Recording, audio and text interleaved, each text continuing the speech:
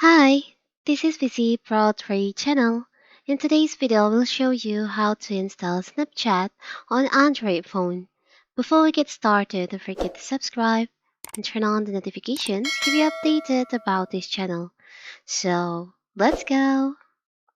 Snapchat is an app that keeps you in touch with friends and family thanks to interactive multimedia messaging systems. Share your favorite even live or record them as video messages that automatically disappear without leaving a trace after a few seconds.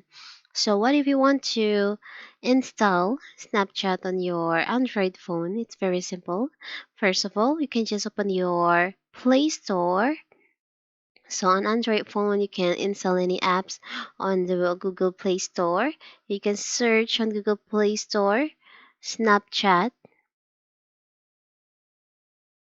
So this one, you can just select on install and you can just wait until it finish downloading, installing Snapchat on your phone. And if you can't download Snapchat from your Google Play Store, you can try to download or install Snapchat from other website like your browser. You can search for download Snapchat and you can download from there, from the website.